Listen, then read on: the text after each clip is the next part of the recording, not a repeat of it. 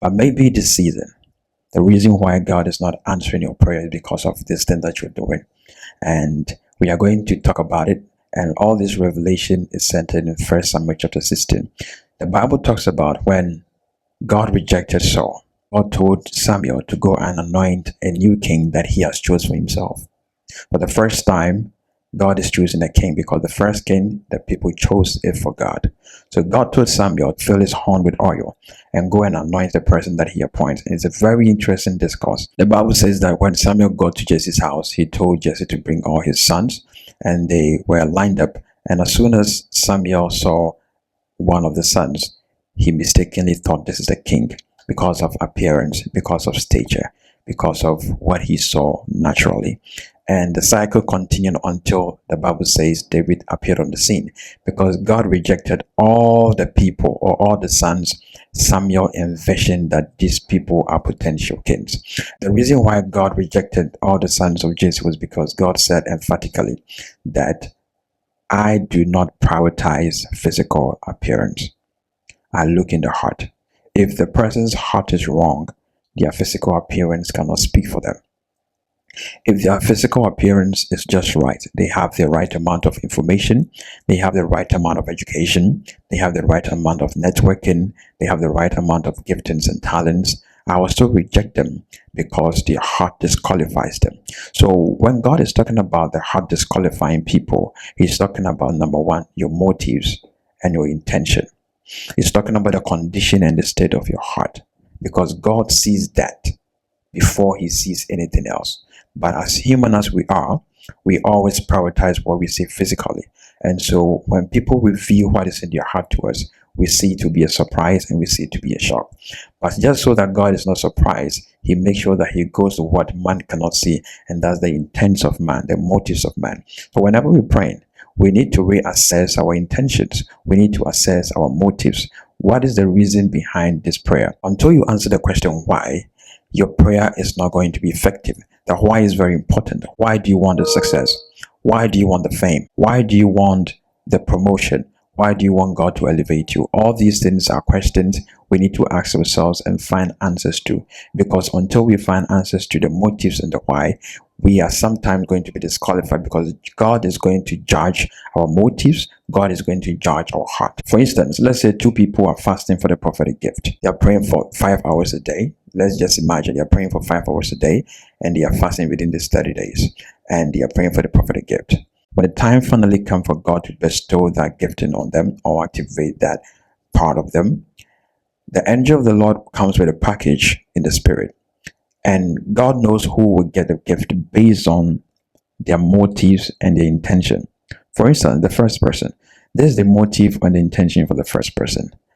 I want to be able to prophesy so that everybody will know that I'm a prophet, so that I'll rub shoulders with major prophets so that people wouldn't look down upon me. I want to make a statement that I'm the sharpest prophet in town, and all the people that look down on me, I will make a statement to them that God can really use a person. In other words, I want this prophetic gift in order for me to embark on a repent journey.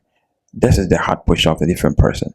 Father, my family is going through a lot, and I know that you delivered a nation through the word of a prophet. So I believe when you empower me with this prophetic gift, I'll be able to speak your word, and the captivity in my family is going to come to an end. I see a lot of young people going through predicaments and situations, and sometimes they don't know the genesis of their story.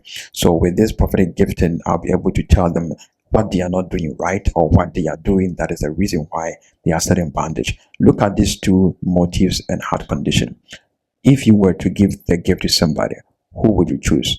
You would choose the latter, because the latter has rid himself of selfishness. He has rid himself of personal gains, and is looking into the context of helping people. He's looking into the context of helping his family. So God looks at your motive, number one, your heart condition. He looks at the way you're thinking, and he wants to know why you are asking for that gift. He wants to know why you are asking for that prosperity. He wants to know why you are asking for that vision, the open doors, the testimonies, and all that. He wants to know it. Many people think that character outweighs the condition of the heart, but that is never the case. Have you ever seen somebody who is gifted but they have a very poor character? We see that every day. We see a lot of people on social media, in our churches, in our homes. These people are endowed with giftings and all kinds of adornment, but they have a poor character. But one thing you don't know is that the reason why God did not deny them was maybe because of their heart condition, in spite of their arrogance, in spite of how unorganized, in spite of the sin they are dealing with, in spite of the weakness they are dealing with. The Bible is very loud on this, that you ask and you do not receive, not because of your character, but because of the condition of your heart. Character can disqualify you, but it's not the first thing God is going to look at. God is going to look at the heart. God is going to look at the motives, and God is going to look at the why. There are people with bad characters, but they have genuine motives. They have good intentions about life and about everything. But this is what character does to you. Character is going to determine the longevity of your impact, whether or not you stay relevant for a long season. Character is going to determine the longevity of your relationship, that the people God brings into your life, your character will decide whether they will stay for a long time or they will leave eventually. And also character will determine the longevity of your reputation. How are people going to see you 10 years to come, 5 years to come?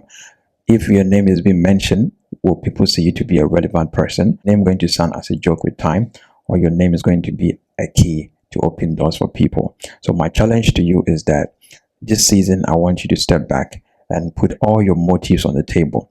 Reassess all your motives, that God, if I have any impure motive behind my constant prayer, please purge me from all these impure motives. Until the Lord purifies your motives, sometimes it will take forever for your prayers to be answered. Thank you for watching this video, and I'll see you in a different one.